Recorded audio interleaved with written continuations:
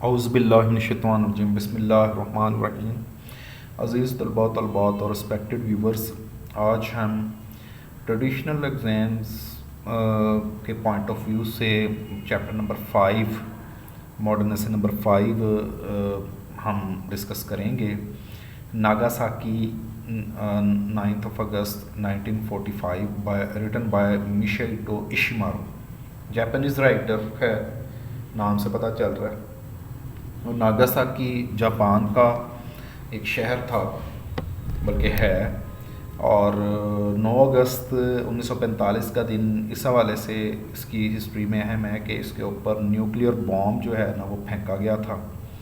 आपको पता होना चाहिए कि सेकेंड वर्ल्ड वॉर 1 सितंबर 1939 को स्टार्ट हुई और वो चल रही थी। उसमें जापान, जर्मनी और इटली अलाइज थे। इटली 1941 के अंदर अलग हो गया शिकस्त खा के, और मई 1945 में जर्मनी को भी शिकस्त हो गई। अब अकेला जापान लड़ रहा था और जापान जो है पर्ल हार्बर के ऊपर अमेरिका में की नेवी पे उसने 1941 पे हमला किया था, जिसके बाद अमेरिका भी इस जंग में शामिल हो गया और फिर जापान भी तकरीबन शिकस्त के किनारे पहुंच चुका था, लेकिन अभी तक लड़ रहा था।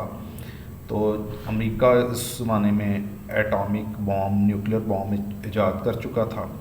तो उसने फ़ैसला किया कि जो है इसको अब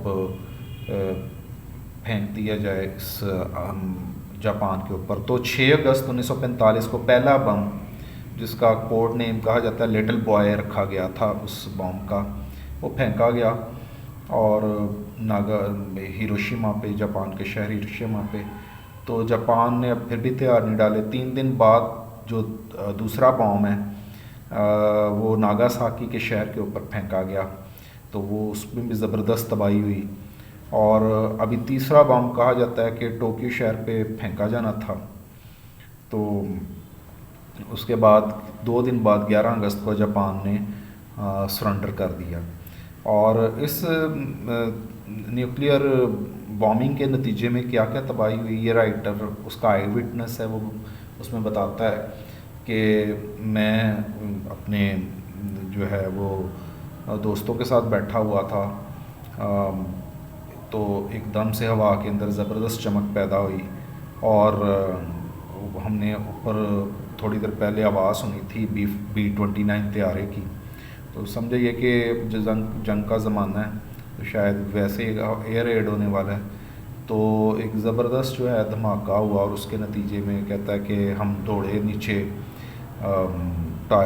जो बेसमेंट में टॉयलेट थे छुपने के लिए, और कहते हैं उसके बाद मुझे होश नहीं थी। थोड़ी देर बाद होश आया तो पता चला कि मेरा कंधा ज़ख्मी है एक शीशा लगने की वजह से। और जब कहता है मैं बाहर निकला हूँ तो हर तरफ आग ही आग थी, कोई चीज़ जो है ना वो बची नहीं थी। और कहता है कि मेरा जो कह लें कि मेडिकल स्कूल था, वहाँ पे मैं जाना चाह रहा था, मैं नहीं जा पाया आग की वजह से। और उसके बाद वो बताता ये है कि हर तरफ लाशें लाशें थीं, गली सड़ी यानी जली हुई लाशें थीं, हड्डियों के कोने उनके नज़र आ रहे थे। तो इतने ज़्यादा हज़ारों की तादाद में लोग मारे गए और कि उनको जो है ठिकाने लगाने के लिए ना लोग थे वहाँ पे, क्योंकि सारी सिविल एडमिनिस्ट्रेशन भी तबाह हो गई। सारे लोग जिन्होंने मदद करनी थी वो ही सारे तबाह हो गए। लकड़ी की इमारतें चूँकि जापान के अंदर ज़्यादातर बनाई जाती थी, तो वो सबको ज़ाहिर लकड़ी को आग जल्दी पकड़ती है। तो इमारतें जो है ना वो हर तरफ उसको आग लगी हुई थी। और ज़ाहिर एटॉमिक बॉम्ब की जो तबाही है वो तो कई 100 गुना ज़्यादा होती है एक आम बॉम्ब से, तो बल्कि कई हज़ार गुना ज़्यादा होती है। पूरा का पूरा शहर ही तबाह हो गया इस हमले के अंदर। और वो बताता ही है कि मेरे कई दोस्त जो है ना इसमें जो गुज़रते दिनों के साथ मारे गए। और कहता है कि इतना मैंने खौफ देखा, इतनी खौफनाक सूरत हाल देखी कि मैं उसका अहाता नहीं कर सकता। इतनी ज़्यादा लाशें थीं कि हम उसको ठिकाने नहीं लगा सकते, लिहाजा हमने एक खुली जगह के ऊपर लाशों को आग लगा दी। और कहता है कि उन लाशों के जो जलने की जो आवाज़ें थीं वो आंतों के, वो मुझे आज तक जो है वो फ़ील होती हैं। यानी बड़ा ही उसने खौफनाक सूरत हाल प्रेजेंट की है। और एंड पे उसने कंक्लूड ये किया है कि ये मेरी मेरी एडवाइस है कि कुछ भी हो जाए न्यूक्लियर वेपन दुनिया में दोबारा इस्तेमाल नहीं होने चाहिए, ये ह्यूमैनिटी के ख़िलाफ़ हैं, इनको कब किसी सूरत भी इस्तेमाल नहीं करना चाहिए न्यूक्लियर बॉम्ब्स को। ये उसने एक मॉरल लेसन भी एक टीच की है। उसने कहा कि ये जो है मैंने बहुत सारे दोस्त खो दिए इस न्यूक्लियर बॉम्ब की वजह से, न्यूक्लियर टेक्नोलॉजी की वजह से, और एक तरह से उसने नफ़रत का इजहार किया। तो इसमें से क्वेश्चन जो है वो जो आ सकते हैं पेपर में, वो आपके सामने मैं चैप्टर ओपन कर देता हूँ।